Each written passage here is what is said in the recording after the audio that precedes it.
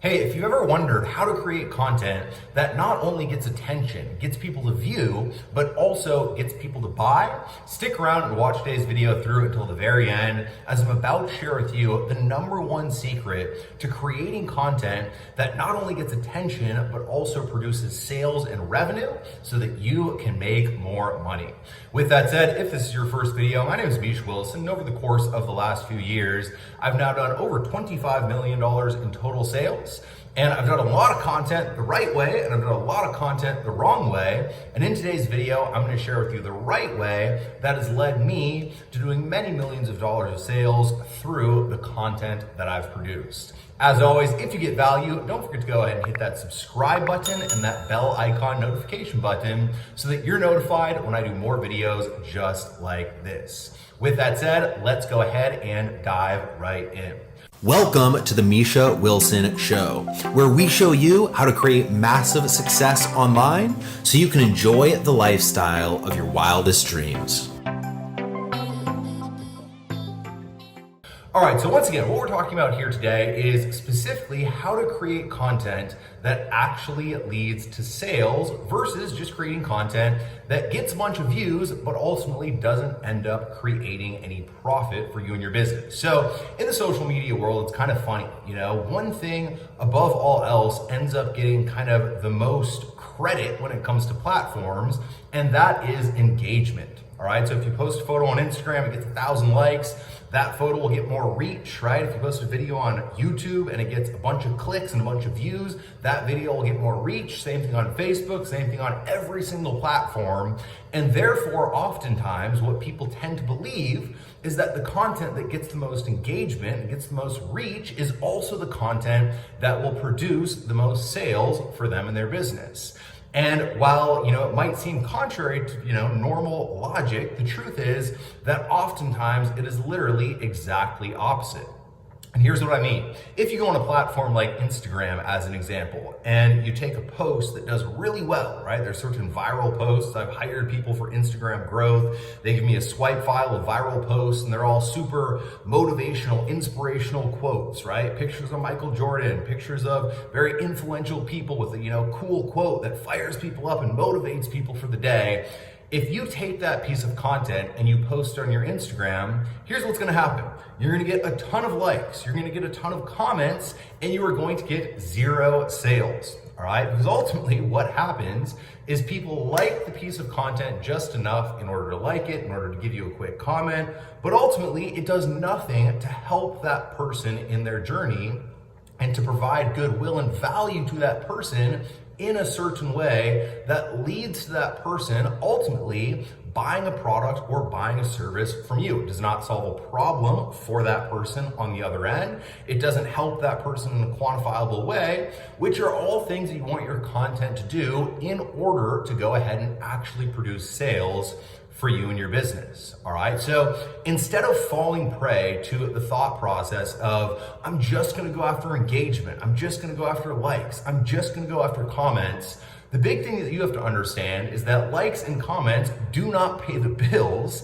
And at the end of the day, if you wanna pay the bills, you have to create content in a different form and a different fashion. So the obvious question becomes, how do you create content that actually makes sales? And there's one way to do it. There's actually kind of 2 approaches. I'll touch on both real quick, and I'll also share with you my favorite approach. So in every single market, there are what you call preemptive buying decisions, all right? Preemptive buying questions. Now, what those questions are essentially the questions that come up in a prospect's mind before they end up buying a program or a product. So as an example, if you have a product, right? And let's say it's in the internet marketing world, one of those buying questions might be, God, I'd love to do this, but I don't know if I can do this if I don't have any technical skills. Can I do this even if I'm brand new with 0 technical skills? That is a question that a prospect will ask before they end up making a buying decision. Right? Another question, God, I'd love to do this, but I don't think I can do this, if I don't have sales experience, or I don't think I can do this if I don't have, financial resources to begin. These are all various questions, essentially objections that when you cover them, when you go ahead and overcome them, moves your prospect closer to a place of taking action and making the correct buying decision, or the buying decision that, if you're the business owner, is obviously the correct decision for you, and ultimately helps lead your prospect down the path to becoming a buyer. And so you want to do in your business with your content, if you're specifically creating content that tries to make a sale, is you want to do two things. Firstly, you want your content to answer those preemptive buying questions. All right, so all the various questions that someone's going to ask, you need to get clear on those with your market, with your niche, get crystal clear on those questions, and then in your content, answer and overcome those objections. All right, so yes, you can do this even if you don't have technical skills. Yes, you can do this even if you don't have sales experience. Ideally, show a demonstration. All right, you can do this without technical experience. Let me show you how quickly you can launch your first page in 5 minutes or less, even if you don't have any technical skills, and you'd have a little demonstration, right? Just as an example. So the first thing you need to do is you need to go ahead and overcome those preemptive buying questions. Now, secondly, and this is also super important, ideally, you give what we call results in advance. Now, very simply what this means is before you end up asking for a sale, before you end up getting to the point where you have your call to action telling people to make a buying decision, which you should always have a call to action, right? Before you get to that point, you want to give what we call results in advance. And what results in advance is, and I learned this from Frank Kern, just to give credit where credit is due, is essentially giving information in a very specific way that leads your prospect to have a state of what we call positive expectancy about being able to do the thing that we are selling. All right, so as an example, let's say we're selling a course on solo ads or a course on Facebook ads.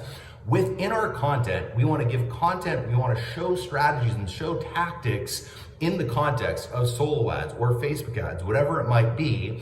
And we want to do it in a way that A, provides goodwill and builds know, like, and trust, and creates a bond with you as the product seller, because if you don't have a bond with your prospect, they won't buy to begin with.